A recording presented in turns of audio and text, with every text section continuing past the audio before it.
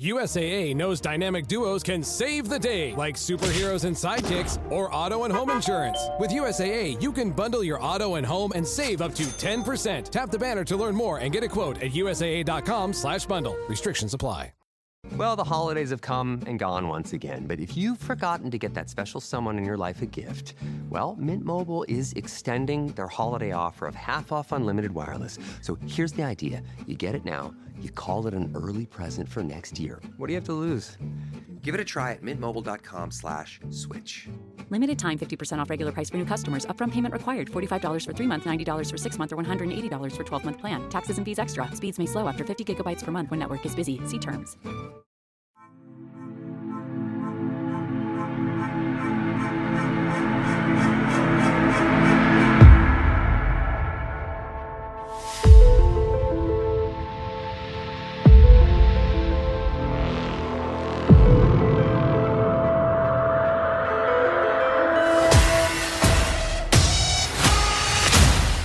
Welcome back to Project Jackalope. I'm Jeremy, and we're back in the archives pulling another file from the stack of the unexplained. Last time, we stood in the freezing, silent north woods of Coos County, New Hampshire, hunting the woods devil. Today, we're going somewhere different, somewhere where the air hangs heavy and the heat clings your skin like a silent layer. We're heading deep into the American South, to the red clay hills of Alabama.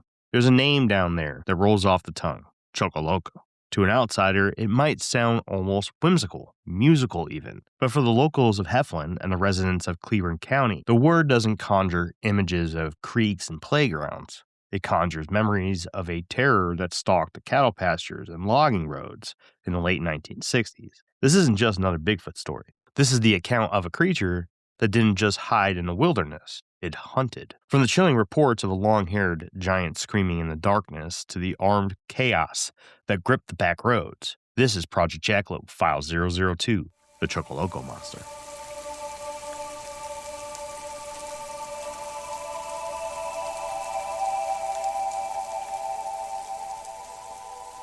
The Ghost of the Ironworks. To understand the monster, you have to understand the land. The Choccolocco State Forest is a sprawling expanse of wilderness encompassing over 4,500 acres of dense pine, hardwood bottoms, and rolling hills. It sits under the heavy shadow of the southern Appalachian Mountains, acting as a gateway to the rugged Talladega National Forest. But the history here is layered and heavy. During the American Civil War, this region served as the industrial engine for the Confederacy, a landscape sparred by the heat of the open hearth ironworks that forged the tools of war. While those furnaces have long since been reclaimed by ivy and rust, the ground remains rich with iron ore and the echoes of a violent industrious past. The locals simply call this place the Valley, a term that suggests both a geographical feature and a closed-off community where outsiders are noticed and secrets are kept. For generations, the rhythm of the valley was predictable, dictated by the seasons and the harvest. That changed in late spring of 1969. While the rest of the nation was gripped by the space race and the cultural upheaval of the late 60s, rural Alabama remained a pocket of traditional stillness. This was a world of screen doors, porch swings, and a communal trust so deep that keys were often left in ignitions overnight. Hunters and loggers moved through these woods with the confidence of men walking through their own living rooms, intimately familiar with every creek bed. But in mid-May, that confidence began to erode. A predatory tension settled over the region, localized specifically around the Iron City Cutoff and Choccolocco Road. This particular stretch of asphalt sits just east of the Calhoun County line, acting as a lonely artery between the tiny isolate hamlets of Iron City and Choccolocco. This isn't a road you take by accident. It's a bypass through the deep timber where the transition from civilization to wilderness is abrupt and absolute. In 1969, Iron City Cutoff was a place of extreme isolation.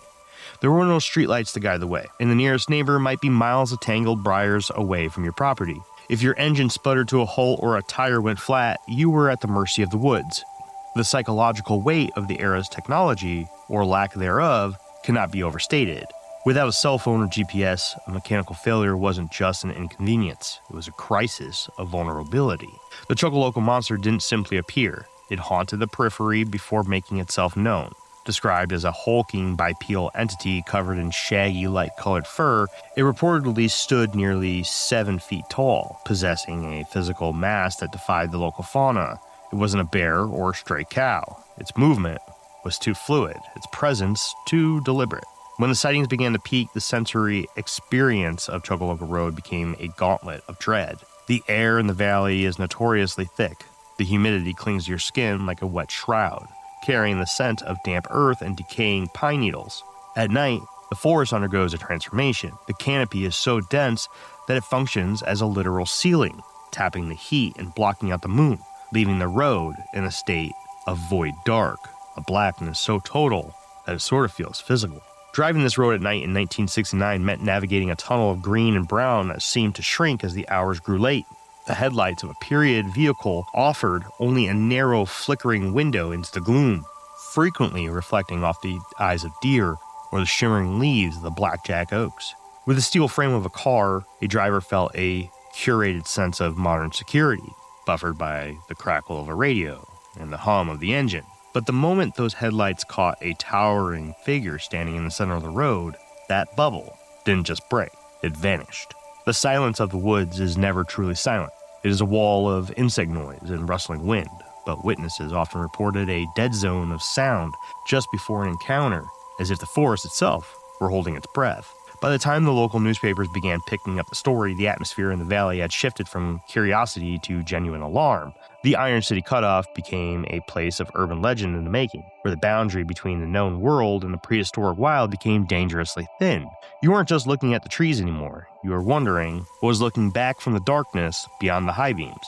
It was in this specific intersection of the industrial history, topographical isolation, and the sudden loss of rural safety that Choccolocco Monster became more than a story. It became a haunting reality for those caught on the road after the sun went down. The first encounters. The very first reported incident, the one that truly kicked the hornet's nest, involved a woman named Margaret Teague. It was mid-May 1969. Margaret was driving home from her shift at Cleburne County Hospital, likely exhausted, just wanting to get home. The rhythm of tires on asphalt had lulled her into that familiar driving trance we all know. That autopilot state where the miles blur together and the mind wanders. Then, suddenly, her headlights caught something on the side of the road. She would later describe what she saw as a booger. No, in the South, booger doesn't mean something gross from your nose, it means a monster, a haunt, something that shouldn't exist in the natural world. The term has been used for generations, particularly in the southern Appalachians, as the specific designation for a Bigfoot-like creature that stalked the mountain hollows. This thing was standing on 2 legs. Margaret was shocked. She described an quote-unquote abomination, a creature that was god-awfully ugly. It was completely covered with matted hair over its entire body, but the most terrifying part was the head. She described an enormous head sitting atop human-like shoulders. In the book Beast Beyond Belief, author Michael D. Winkle quotes Margaret directly. Lordy, lordy, what a head. Let's pause on that quote for a moment. It sounds folksy, maybe even a little humorous to us now, sitting in the safety of our homes. But picture the scene through Margaret's windshield. She wasn't looking at a mask. She wasn't looking at a blurry shadow caught in the corner of her vision. She was looking at a biological impossibility standing on 2 legs, mere feet from her car, illuminated in the full glare of her headlights. The sheer shock of the sight, the quote-unquote abomination, as she called it, sent her into pure primal panic. She didn't just drive past it. She didn't ease slowly around it. She tried to flee. Margaret whipped the steering wheel hard, attempting a frantic U-turn in the middle of the narrow county road. That's when the nightmare scenario unfolded. Her tires spun on a loose gravel shoulder, the car lurched sideways and slid right into the ditch.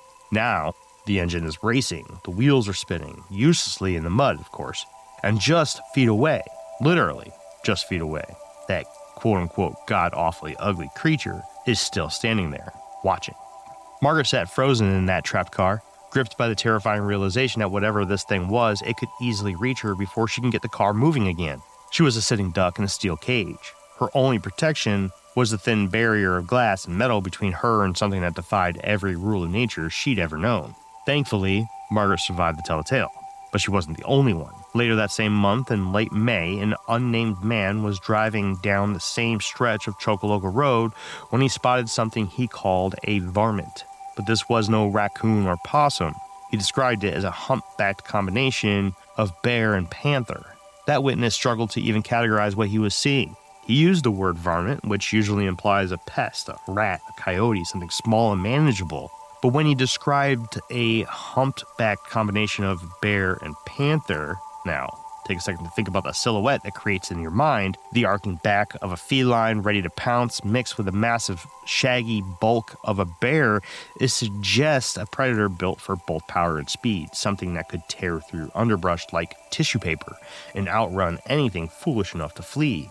This sighting set the stage for what happened the very next night to Johnny Ray Teague and his companions. Johnny Ray and 3 of his buddies were traveling through the same area, likely on high alert given the rumors flying around town, when a car just died. Not a sputter, not a cough, complete mechanical failure. The engine went silent, the headlights dimmed, and they coasted to a stop in the middle of that dark, isolated road. In cryptozoology, we call this the dampening effect. It's a controversial theory, but you see it repeated in UFO reports and high strangeness encounters constantly. The idea is that the presence of certain entities somehow interferes with electrical systems. Batteries drain, engines stall, lights flicker and fail. Whether it's electromagnetic interference, psychological phenomenon, or something else entirely remains unknown. But the pattern is undeniable. So there they were, 4 grown men, dead silence pressing in from all sides. They climbed out to inspect under the hood, thinking it was just a dead battery or a failed alternator, something mechanical, something fixable, something that made sense. That's when the peace of the night was shattered by the sound of heavy brush crashing somewhere in the darkness beyond the road. They turned and saw a beast that one of the men described as being, quote, the size of a cow. It was gray to black in color, and strangely, they noted it was, quote, humped similarly to a camel. Now, let's stop and examine that specific detail. Humped similarly to a camel. That is a bizarre description for a primate or a bear. We often hear about no-neck descriptions, where the head sits directly on massive shoulders with no discernible neck, like a gorilla's profile. But a hump? That suggests something else entirely. Could it be massive trapezius muscles, built up from a lifetime of climbing steep terrain and tearing apart rotted logs for grubs? Or are we looking at a nutritional reservoir? Camels store fat in their humps for survival in the desert, allowing them to go weeks without food or water. Could a relic species in the Appalachians have evolved a similar mechanism for surviving the lean winter months when food becomes scarce? It's a detail that feels too strange to be fabricated. If you were inventing a monster story to scare your buddies to get attention in a local paper, you'd say it had glowing red eyes or razor-sharp fangs. You wouldn't say it looked like a camel. That detail, that oddness, lends a strange kind of credibility to Johnny Ray's account. The 4 men scrambled back into the car and locked the doors. Their hands were shaking, their hearts were hammering. But the creature didn't attack immediately. It didn't charge the vehicle or attempt to smash through the windows. It didn't run away either. It kind of toyed with them. The creature lazily strolled around the car a few times, as if it was observing them, or waiting for something, or playing with them like a cat plays with a mouse. Animals that are prey do not stroll. They dart. They freeze, hoping to blend into their surroundings. They bolt at the first sign of danger. Only apex predators, the things at the very top of the food chain, stroll. Lions stroll through the savannah. Bears will stroll through campsites. They move with confidence of creatures that fear nothing. This thing acted as if it was waiting for something, or playing with them. Finally, after what must have felt like an eternity, the creature stumbled back into the tree line and disappeared into the darkness. Johnny Ray managed to get the car started again, the engine roaring back to life as inexplicably as it had died. You can imagine the collective sigh of relief in that vehicle, the nervous laughter, the adrenaline starting to fade. But this event wasn't over. About half a mile down the road, their headlights caught something else. Not one creature this time. 3 or 4 more of the beasts standing on the edge of the tree line watched as the car passed. This detail changes everything. Most cryptid sightings involve a solitary animal, a lone wolf, a single entity moving through the wilderness. But a pack? A family unit actively roaming Choccolocco Road together? That's a terrifying implication. It suggests a social structure. It suggests intelligence and coordination. It suggests territory. The first creature they saw, the one Johnny Ray described as the size of a cow, was terrifying enough on its own. But now they're seeing a group, 3 or 4 more of these beasts making themselves known, positioned along the roadside as if they were sentries, as if they were flanking the vehicle. They were coordinating. Were they coordinating? Were they communicating? Were they herding the car? pushing it through their territory like wolves drive prey through a kill zone? Johnny Ray said each one looked bigger and more gruesome than the last. This wasn't a chance encounter with a lone, confused animal. This was stumbling into claimed ground. This was trespassing. Word traveled fast in Cleburne County. Throughout the month of June 1969, the sightings continued for a span of about 7 weeks. The descriptions varied, which makes the whole phenomenon even more confusing and paradoxically more credible. Some witnesses said that the beast was gray. Others insisted it was black. Some reported a head full of long, stringy hair hanging down like matted dreadlocks. Others said the thick hair completely obscured the face, making it impossible to see features. But everyone agreed one fundamental thing: it was a monster. By June, the news had spread across the state like wildfire. The mystery of the Choccolocco Monster became the talk of every barbershop, every diner, every church, social from Anniston to Birmingham. And you know what happens when you tell a bunch of Alabama boys there's a monster in the woods? That's right, they load their trucks. The forested roads around Choccolocco were rapidly flooded with men from around the state, armed with deer rifles, shotguns, looking to kill themselves a monster and claim their place in history. It became a dangerous, chaotic scene. Rifles were being discharged at shadows. Trigger-happy weekend warriors were shooting at every rustle in the brush, every snap of a twig, every glint of reflected light that might be the eyes of a beast. The woods became a combat zone. We aren't talking about organized search parties with maps, radios, and coordination. We're talking about pickup trucks loaded with teenagers and cheap beer, driving slow with spotlights mounted on the cab, sweeping beams of light across the tree lines in hopes of catching a glimpse of something unnatural. That's a recipe for disaster. That's how people get shot. The fear wasn't just about the monster anymore. It was about the mistake. The wrong target, the wrong shadow, the wrong moment. Local farmers began to panic. They weren't just afraid of the monster terrorizing their livestock anymore. Now they were afraid for their livestock.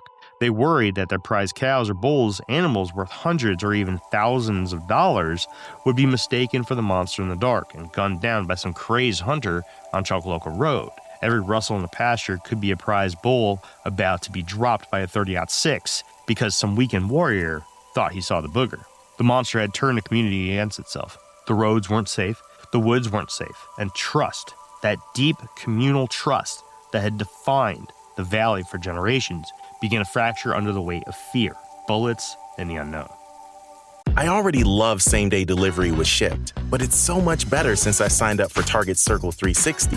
Why? Because I no longer pay price markups from the majority of stores through Shipt. Only a handful of alcohol retailers and items don't count. That means no markups on groceries, pet food, even home goods and makeup. So to recap, I have more time to catch up on life while someone shops for me, and I spend less. It's a win-win. Order now at shipt.com/360. Terms apply. Starting a business can seem like a daunting task, unless you have a partner like Shopify.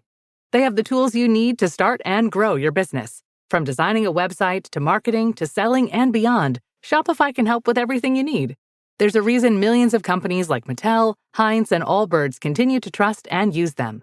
With Shopify on your side, turn your big business idea into... Sign up for your $1 per month trial at shopify.com/special offer. The Confession. For decades, the legend of the Choccolocco Monster sat in that gray area between folklore and fact. A local campfire story, a strange chapter in Alabama history that refused to be fully explained or fully dismissed. The sightings had tapered off by the end of summer 1969, and as the years passed, the monster became just another ghost story whispered in the valley. Some believed, some laughed it off, most simply moved on, until 2001. That Halloween, the Anniston Star published an article that seemed to put the final nail in the coffin of the legend. The piece was titled, Choccolocco Monster, Jokester Reveals 32-Year-Old Prank, written by reporter Matthew Creamer. The man behind the confession was Neil Williamson, who was living in Nance's Creek at the time of the interview. Williamson claimed he was the mastermind behind the entire fiasco. In the article, Williamson explained that on boring weekend nights in June of that year, when he was only 15 years old, he would sneak out of his house after his parents had gone to bed. He'd quietly take the family forward and drive down the dark backroads to Choccolocco, looking for the perfect spot to stage his prank. He would pull the car off the road and drive it a short distance into the forest to conceal it from passing vehicles. In the back seat, he had stowed away his makeshift costume, an old cow skull in a large coat. The plan was brilliantly simple and terrifyingly effective.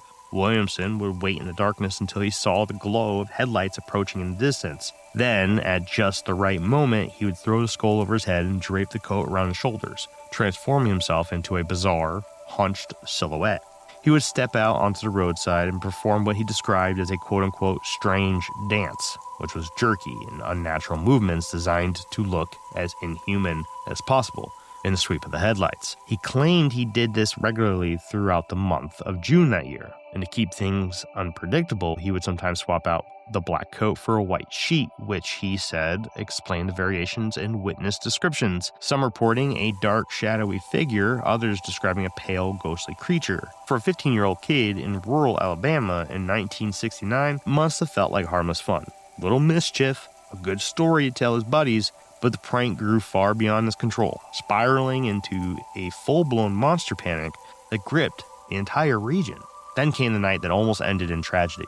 Williamson had brought along 2 buddies, boys he'd let in on the secret, with plans of having them join in on the fun. A truck came slowly down the road in the late hours of the night, and the boys prepared to spring their surprise. But Williamson wasn't ready for what happened next. The sharp crack of a rifle shot out from the cab of the truck, aimed directly at them. Williamson and his 2 buddies scrambled into the woods, running for their lives through the pitch-black forest. He described the scene in terrifying detail. The beam of floodlight from the truck sweeping across the tree line, illuminating the trunks they desperately hid behind, their hearts pounding, their breath coming in ragged gasps. The very real possibility that they might be shot dead over a stupid prank. When the truck finally crept away, Williamson kept running. He burst through the forest and into a neighboring pasture, not daring to slow down until he was far from the road. In his panic and the darkness, he tried to climb over the property's barbed wire fence and injured himself badly enough to leave a lasting impression. That, according to Williamson, was his last night as the Choccolocco Monster. The fun had stopped being fun. The joke had nearly gotten him killed. His confession seemed to close the book on one of Alabama's strangest cryptid legends, a teenager in a cow skull and a coat, a simple prank that got out of hand. The monster reduced to mischief, the terror reduced to teenage boredom. Case closed. Or was it? The cracks in the confession. It's a tidy ending, isn't it?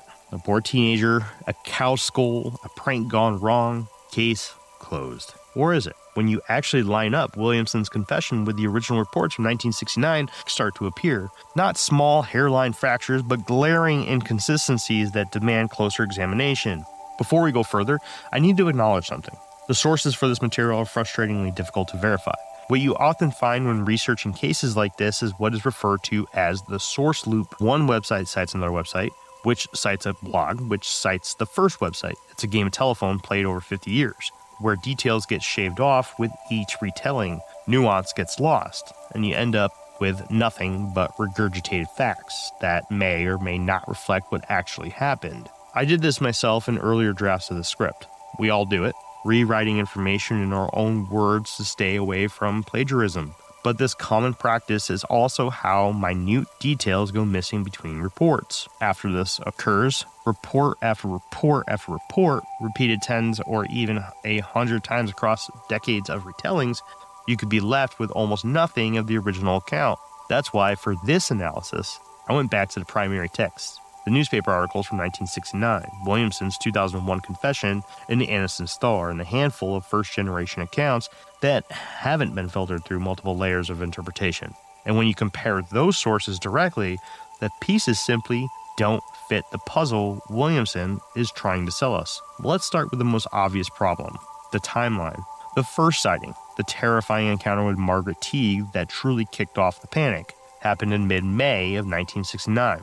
But Neil Williamson's confession clearly states he began his hoax in June. I know it's small, but that's a gap of anywhere from 2 to 6 weeks, depending on exactly when in May Margaret had her encounter and when in June Williamson claims he started. So here's the critical question. Who was Margaret Teague looking at in that ditch in May if Williamson was still tucked safely into his bed? If Williamson is telling the truth about his start date, and we have no reason to believe he'd lie about when he began, Given that he's already confessing to the prank, then he cannot possibly be responsible for the sighting that started the entire panic. He cannot be the creature that sent Margaret into the ditch. He cannot be the abomination with the enormous head that she described in such visceral detail. This isn't a minor discrepancy, this is foundational. If Williamson didn't create the first sighting, then what did? Next, let's examine the skull detail. Williamson's entire confession revolves around wearing a visible cow skull as the centerpiece of his costume. Yet, when you examine the contemporary reports, actual newspaper accounts published while the sightings were happening, not a single witness mentioned a skull. Not one. Margaret mentioned a huge head and described the creature as god-awfully ugly. The unnamed witness described long matted hair. Johnny Ray Teague's group saw something the size of a cow with dark shaggy fur, but nowhere, and I mean nowhere, does anyone say it looked like a man wearing a skeleton head, or I saw a bone where the face should be. Think about the anatomy of a cow skull for a moment. It's hollow. It has empty eye sockets, dark voids where the eyes once were. If you put that over your head, your own eyes were either hidden deep inside those sockets or you're looking out through the nasal cavity. Either way, what witnesses would see is bone, calcium, the unmistakable structure of a skull. But the witnesses described eyes that connected, eyes that reflected light. In at least one account, witnesses reported seeing red eye shine, that distinctive glow when light hits a living retina at the right angle. You cannot fake biological eye shine with a dry bone mask unless you're rigging up battery-powered lights behind the sockets. A 15-year-old kid in rural Alabama didn't have access to compact LEDs or sophisticated lighting rigs. If witnesses saw eyes glowing in the darkness, they were seeing a retina reflection. They were seeing biology, not calcium. They were seeing something alive. Then there's the white sheet claim. Williamson says he sometimes swapped out the black coat for a white sheet to keep things interesting, and that this explains the variation in color descriptions. But here's where his story reveals either ignorance of local folklore or a fundamental misunderstanding of what people were actually reporting. In Alabama folklore, a white creature is a very specific thing. A cryptid known simply as the White Thing, spelled Thang for thang. To understand why this is such a glaring discrepancy, you need to know what the White Thing actually represents in Alabama lore. It's a legendary creature frequently reported in Morgan, Etowah, and Jefferson counties, described as a massive, upright entity covered in thick, white, shaggy hair, looking like a cross between Bigfoot and a polar bear. Some versions of the legend even suggest it's a shapeshifter or a spirit capable of vanishing instantly. This is deeply established Southern folklore, with sightings dating back generations. If Williamson had truly been running around Choccolocco Road in a white sheet in June of 1969, right in the middle of Monster Mania, locals would have immediately identified it as a White Thing sighting. The newspapers would have made the connection. The reports would have reflected that specific terminology because the White Thing was already part of the regional consciousness. But look at the actual reports from Choccolocco Road. The varmint was described as dark. The cow-sized beast was gray to black. The booger was covered in matted dark hair that blended into the tree line. Margaret's abomination wasn't white. Johnny Ray's creature wasn't white. Every single credible contemporary sighting describes a dark, earth-toned creature that could disappear into the shadows. If Williamson was out there dancing in a bedsheet, why did no one report seeing a ghost or a white thing? The answer is simple. Either he wasn't using a white sheet as often as he claims, or he was performing for an empty theater, scarring nobody, contributing nothing to the actual wave of sightings that gripped the valley. We also need to address the Teague connection. We have Margaret Teague reporting the first sighting in mid-May. Then, roughly a week later, we have Johnny Ray Teague and his companions encountering multiple creatures on Choccolocco Road. Two dramatic reports, close together in time, involving people with the same last name. I attempted to verify whether Margaret and Johnny Ray were related, siblings, cousins, parent, and child, but I was unable to find a reliable source that proved the connection. There were a few websites that made the claim, but when I followed their cited sources, I found myself right back in the source loop. One site referenced another, which referenced another, with no primary documentation at the end of the trail. So I cannot definitively prove these two people were related, but here's what I can say. Two reports, only a week or so apart, of the same type of creature, by people sharing the same surname in a small rural community. The likelihood that they were related is probably pretty high. Cleburne County wasn't exactly teeming with people. Families knew each other. Names meant something. If they were related, does that make the story more suspicious? Does it point toward a coordinated hoax within a single family, or does it suggest something else? That this family, for whatever reason, was being targeted, that they lived or worked in an area where something was actually moving through the woods, and they had the misfortune of encountering it. Without access to genealogical records or interviews with surviving family members, we can't know for certain, but the question hangs there unanswered. Finally, let's talk about the embellishment problem. When you dig through the available sources on the Choccolocco Monster, you find a lot of dramatic details that simply don't appear in the original accounts. Descriptions of the skull, specific colors, behavior details. Where did these come from? Often they appear to originate from later retellings, authors and researchers adding flourishes to make the story more engaging, more vivid, more fantastical for modern readers. I've done this myself. We all do. It's part of storytelling, but it's also how truth gets buried under layers of narrative polish. The skull detail, specifically, seems to appear almost exclusively in two places: Williamson's 2001 confession and subsequent articles that cite his confession. But in contemporary 1969 reports, nothing. No mention of bone, no mention of a skull-faced creature stalking the roadside. This suggests that either Williamson is telling the truth about his specific prank, and he was scaring people who never made it into the newspaper reports, or he's retrofitting his teenage mischief into someone else's monster. So here's the most likely scenario if we're being brutally honest. Neil Williamson was a bored 15-year-old kid who heard the stories circulating through town in May and early June. He saw the panic building. He read the newspaper accounts. He watched as armed men flooded the back roads looking for something to shoot. And he decided to join in, to ride the wave, to be part of the phenomenon. He went out in June after the initial wave of sightings had already begun and played his prank. He might have even scared a few people, drivers who didn't report their encounters, or incidents that got lost in the noise of the broader panic. But claiming he started it, claiming he was the booger that Margaret saw in mid-May, weeks before he ever put that cow skull over his head, that claim crumbles under the weight of the calendar. Neil Williamson was the echo, not the voice. He was the shadow puppet, trying to mimic the monster. He was a teenager who saw an opportunity for mischief and took it. Then decades later, perhaps seeking closure, perhaps seeking attention, perhaps genuinely believing his prank was responsible for more than it actually was, came forward with a confession that conveniently explained away one of Alabama's strangest legends. But the confession doesn't explain Margaret Teague's encounter in May, doesn't explain the eye shine, doesn't explain the pack behavior Johnny Ray witnessed. It doesn't explain why every single description pointed to a dark animal-like creature rather than a boy in a bedsheet. The Choccolocco Monster may have been joined by a prankster in June 1969, but in my opinion, something else, something unexplained, was already stalking those roads when Neil Williamson was still asleep in his bed.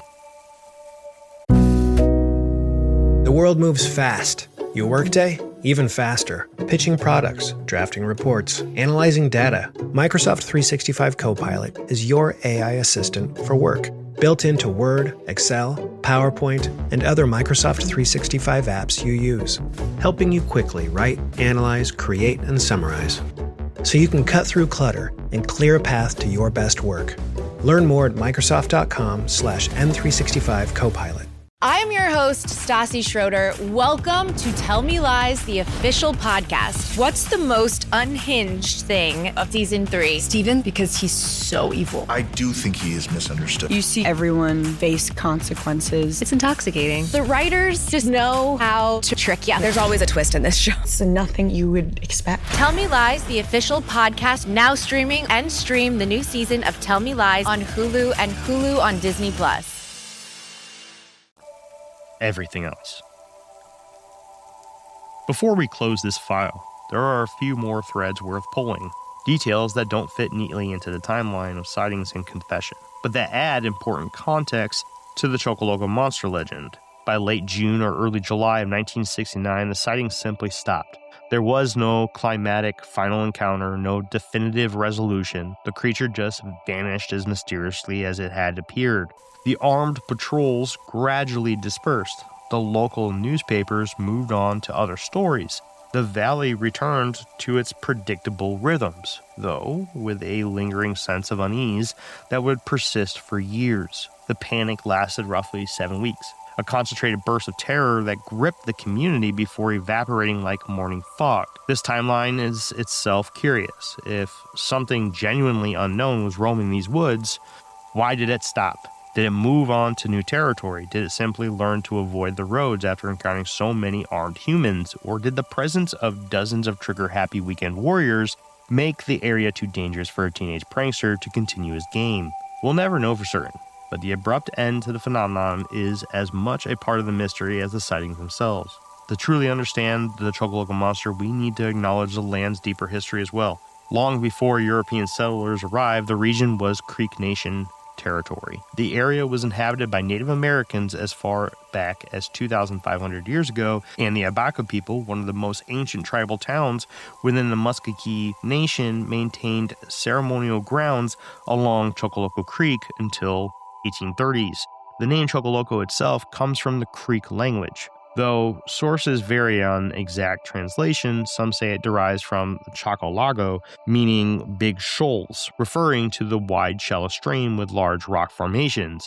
Others claim it comes from Choccolocco, meaning big house, which by the 1700s referred to the creek ceremonial square, a structure bounded by wooden bleachers with awnings too large for a roof but still called a building. Creek mythology, like many southeastern indigenous belief systems, included powerful entities that inhabit the natural world. The big man-eater, or Atipatokoba, appears in traditional Alabama and Creek folklore as a giant cannibal monster. While this figure doesn't match the Choccolocco Monster's description exactly, it establishes a cultural precedent for large, dangerous beings that dwell in the forest and prey on those who venture too far from safety. Did the 1969 witnesses tap into these older narratives, perhaps unconsciously? When Margaret Teague saw something god-awfully ugly standing on two legs in the darkness, was she seeing something entirely new? Or was her mind reaching for ancient archetypes, stories passed down through the land itself, echoing through generations? We can't draw a direct line from Creek folklore to the Choccolocco Monster the way we could connect the Woods Devil to the Abenaki Kiwak.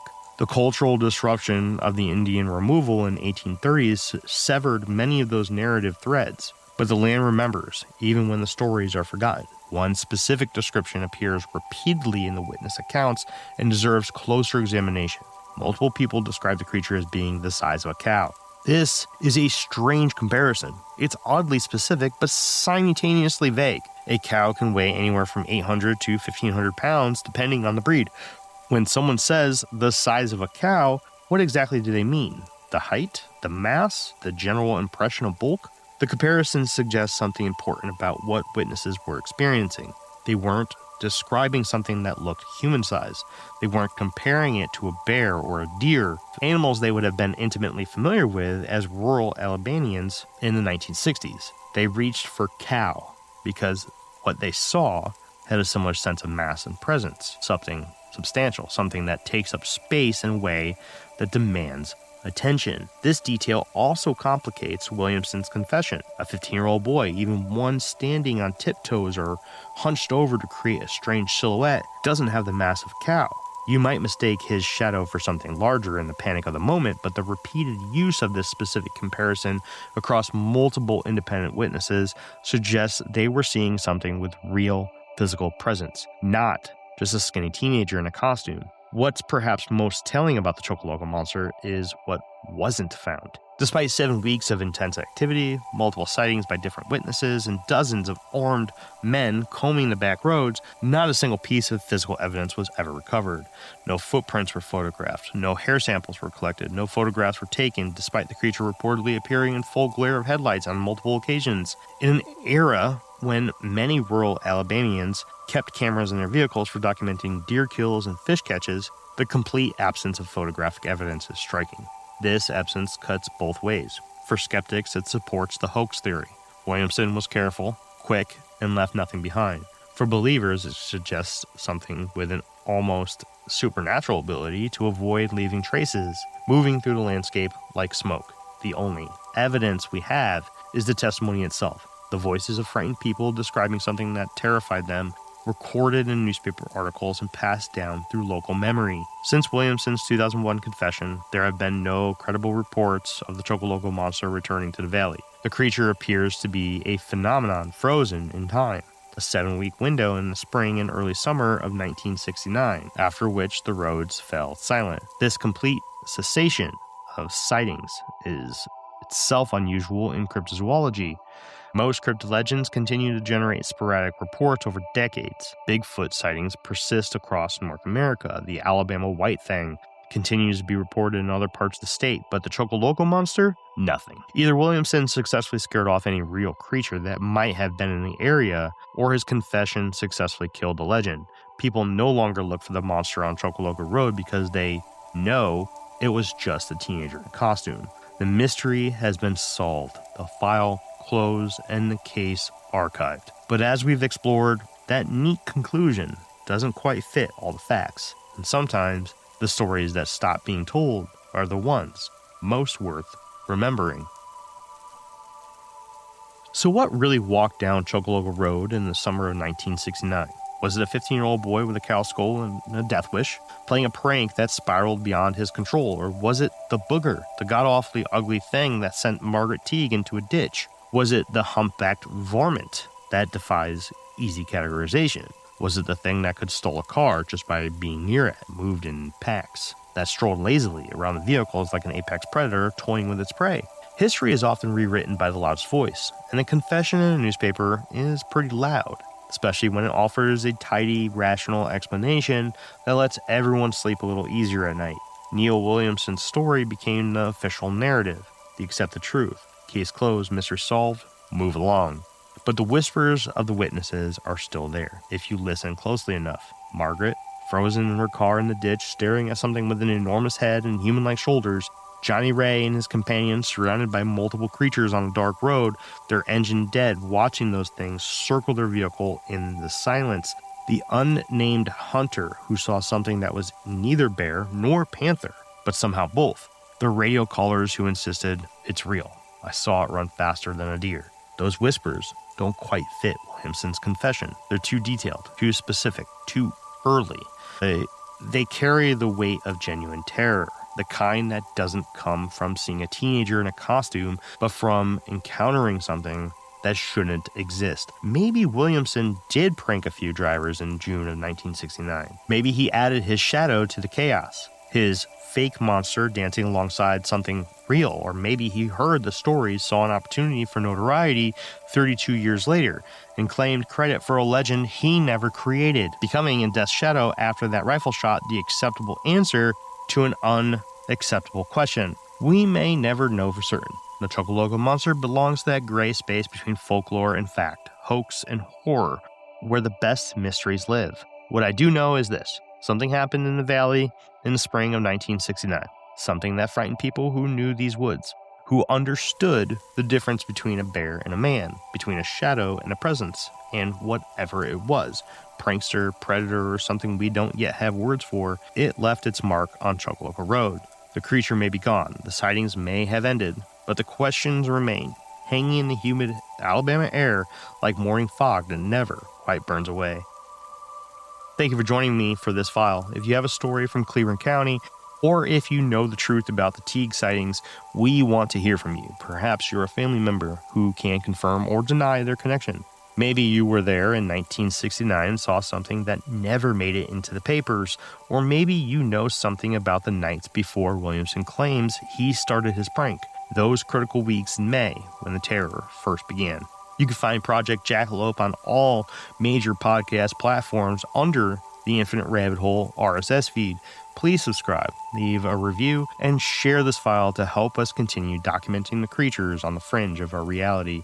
Until next time, check your backseat, lock your doors, and if you find yourself on a dark country road where the canopy blocks out the moon, remember, sometimes the hoax is just a mask for the horror. Good night, everyone.